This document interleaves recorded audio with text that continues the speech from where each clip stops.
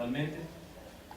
Tuvimos también un panel en la mañana de discusión sobre los retos profesionales de mujeres destacadas de distintos ámbitos profesionales, y en esta tarde quisimos dedicar nuestra reflexión a los retos profesionales y personales de egresadas del Tecnológico de Monterrey que han sido exitosas en sus distintos ámbitos laborales, y que en esa medida son ejemplo también y guías sobre algunos de los retos y las tareas que tenemos para construir una agenda de equidad de género que sea no solamente eficaz y útil al interior de la vida del TEC de Monterrey, sino sobre todo un ejemplo de espacios de mayor participación donde se muestre de manera mucho más abierta nuestra diversidad en toda nuestra comunidad y en nuestro país en su conjunto. En la mañana hablábamos un poco de la dificultad de construir una narrativa que nos entusiasme sin señalar los problemas y los retos que enfrentamos en distintos aspectos. Y creo que la mejor forma en la que vamos a poder construir esa narrativa y vamos a poder dar el ejemplo desde el TEC como comunidad universitaria dentro y fuera de las aulas es escuchando a representantes que nos tienen muy orgullosos como Tecnológico de Monterrey y que en sus distintos ámbitos profesionales han sido muy destacadas y lo seguirán siendo. Y por eso les agradezco mucho y voy a permitirme presentar a nuestras panelistas del día de hoy. A Adriana Berrocal González, ella es socia de Deloitte en el segmento de asesoría financiera. Anteriormente encabezó su propia firma de consultoría y en el ámbito público fungió como directora técnica de la Comisión de Avalúos de Bienes Nacionales y preside el Consejo Directivo Nacional del Instituto Mexicano de Ejecutivos de Finanzas.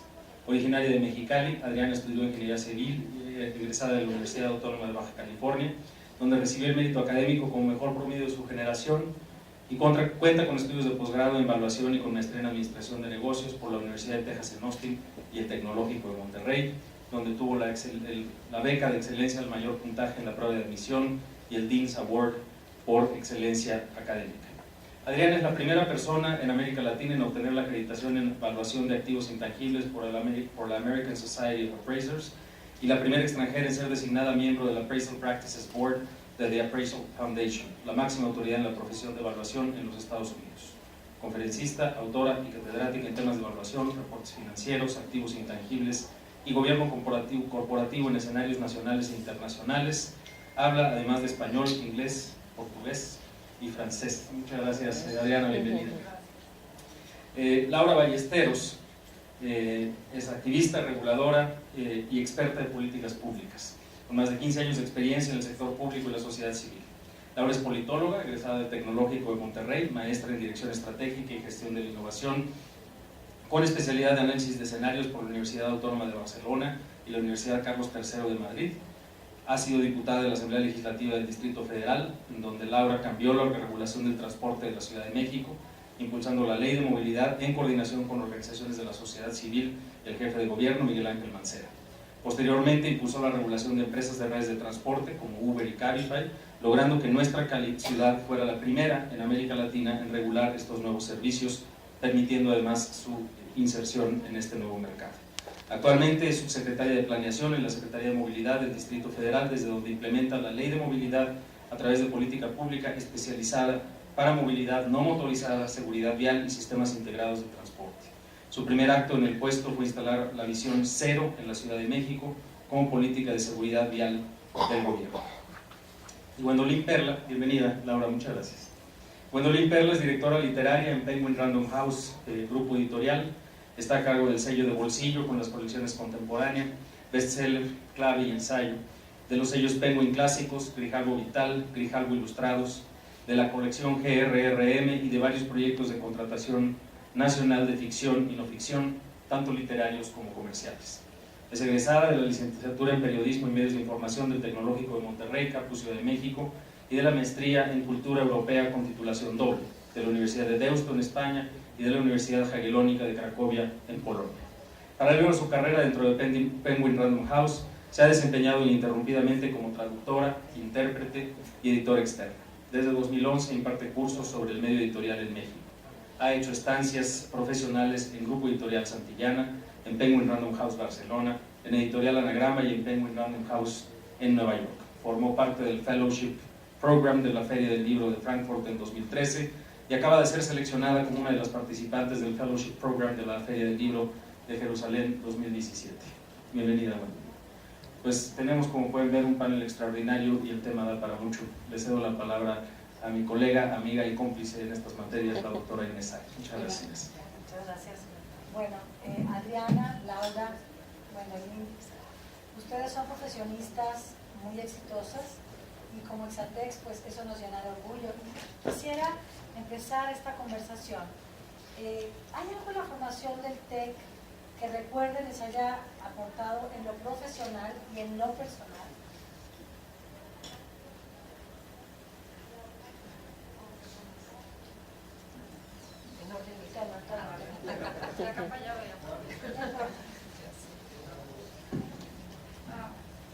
En mi caso te podría decir el programa de maestría que yo estudié en el TEC de Monterrey, desde que lo seleccioné y hasta ahorita, ya se cumplen 10 años de que soy egresada de la maestría.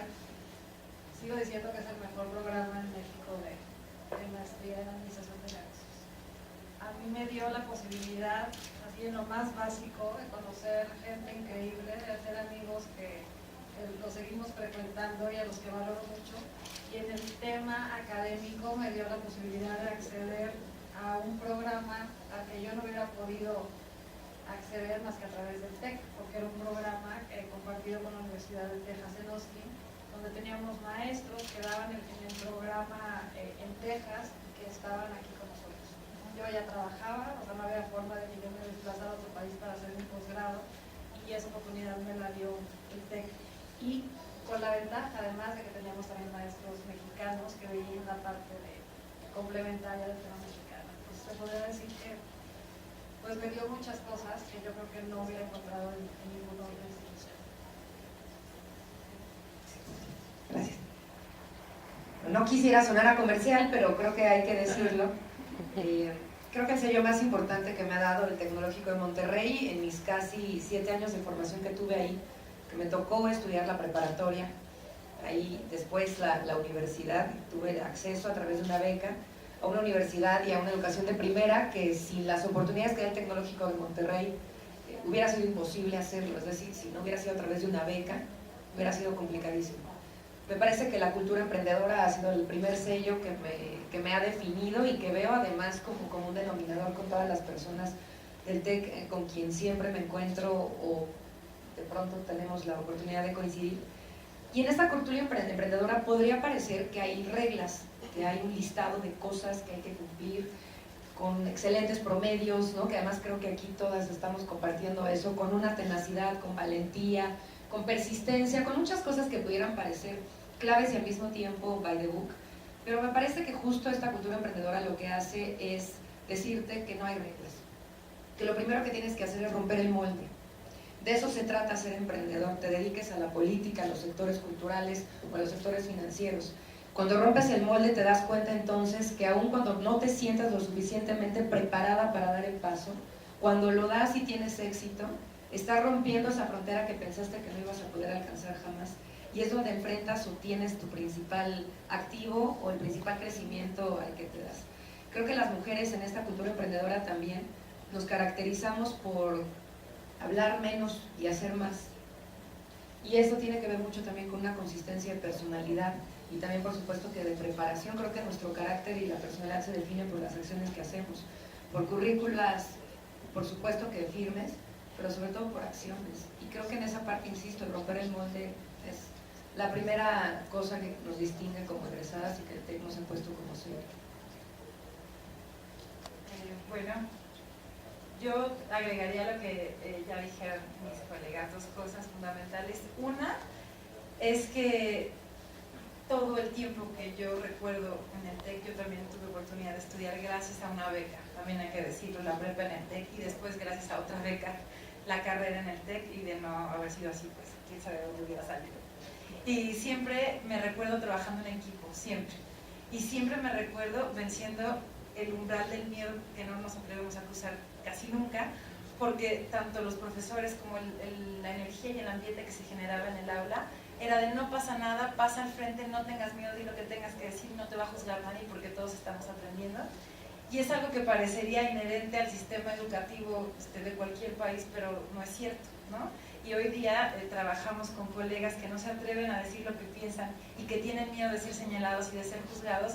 Y yo me acuerdo al frente de los salones diciendo cualquier cantidad de cosas, sintiéndome absolutamente segura de que al menos no me estaban juzgando y me estaban escuchando. Entonces, por un lado recuerdo trabajo en equipo, por otro lado recuerdo tolerancia, y este es un ejercicio para mí muy interesante porque yo salí hace 10 años, no he reconectado con el TEC y ahora estoy emocionada y nostálgica, la verdad. Y otra cosa, en mi caso, que creo que es importante mencionar, es que cuando yo me dedico a hacer libros, y hago libros desde hace 10 años, y solo me importan los libros. Leerlos más que otra cosa, aunque hay que hacerles muchas cosas antes de que los puedas leer. Pero yo cuando entré al TEC no era lectora. Cuando yo entré al TEC nunca había abierto un libro por voluntad propia, yo no iba a las librerías, no me emocionaba entrar a una biblioteca, a hurgar entre los pasillos y ver qué me encontraba. Y lo que yo les puedo decir es que salí del TEC sabiendo que lo único que me importaba en la vida era hacer libros, y el amor por los libros y por la lectura lo tomé de los profesores extraordinarios que tuve, que me transmitieron energía y la vibra y la vida que tiene la literatura. Y yo, esto para mí sería como el sello de lo que más me acuerdo. Ustedes son mujeres exitosas. ¿Qué recomendarían? ¿Qué les gustaría haber llevado de jóvenes? Recuerden esas jóvenes que estaban en esas aulas en ese momento, en maestría, en prepa o en carrera, que les dieran más herramientas y sensibilidad con perspectiva de género. ¿Qué sugerirían que les hubiera gustado haber llevado? Que no llevaron, estoy segura.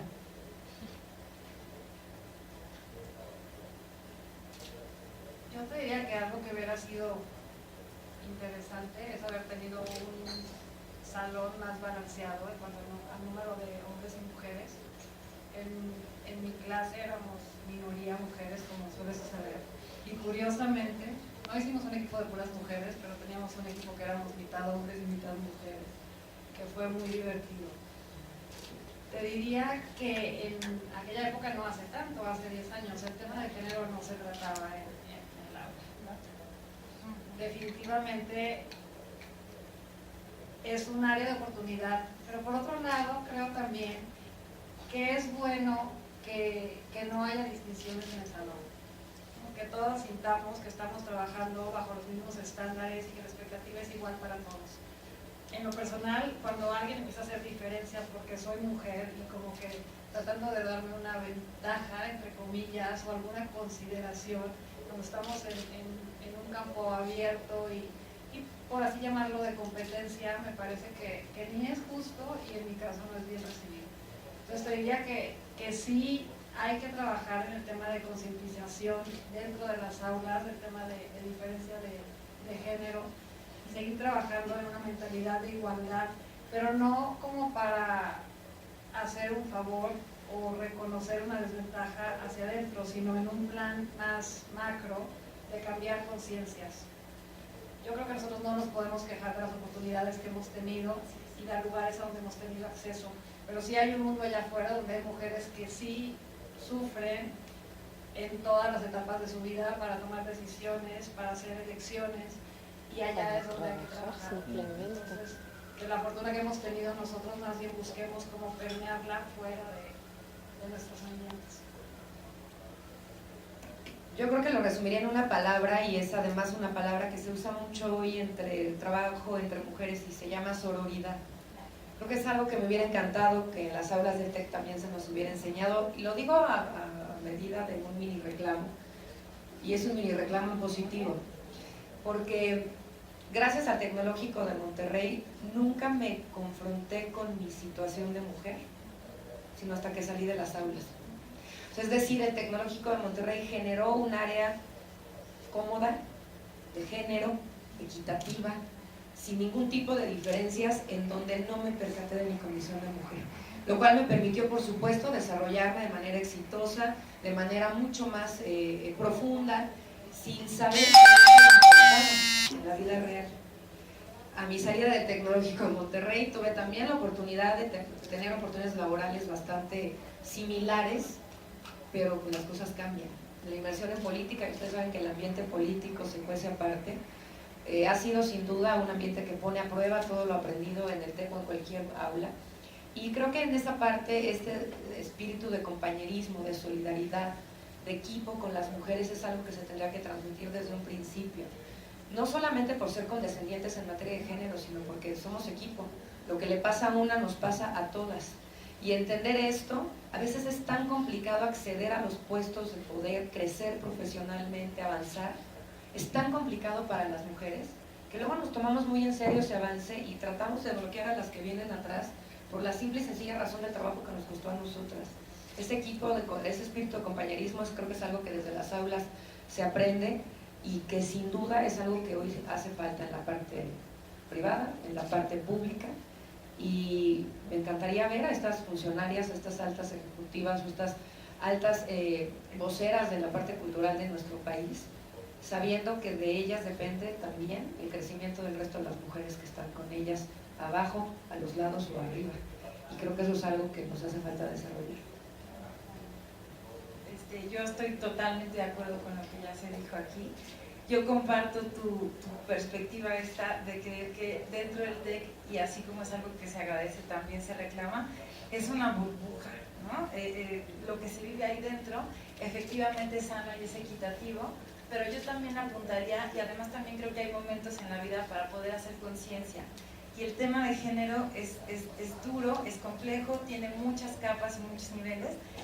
Y no sé si yo a los 16, 15 años que entré al TEC hubiera tenido la capacidad de entender la cuestión de género como creo entenderla ahora, y me falta un montón porque es muy complicado, pero sí creo que cuando yo estudié en el TEC no existía mucho la conciencia de género, y voy a cerrar mi comentario diciendo que yo pienso que el feminismo debe ejercerse sobre todo más que con la prédica y la doctrina, con el ejemplo sutil y silencioso. Y en ese sentido pienso que, pensándome quizás en un aula de vuelta, sentada escuchando a un profesor o quizás frente a un auditorio de alumnos, ejemplificando en ejemplos literarios o históricos o etcétera, la opresión de la que por ser diferente han sido objetos diversos grupos, no solo las mujeres, ¿no?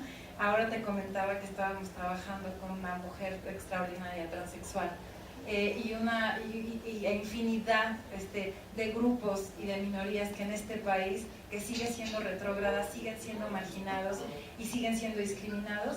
Eso yo no lo vi claramente en el TEC, quizás porque nos quisieron cobijar, nos quisieron proteger, y pienso que sí es necesario que desde muy jóvenes, como profesores desde la academia, instauremos un mecanismo que sutilmente nos permita hacer conciencia de que no hay que señalar al diferente, hay que abrazarlo y hay que aprender a vivir en comunidad. Eso. Es decir, la equidad dentro de la diferencia, la sororidad, y abrazar la diferencia, más conciencia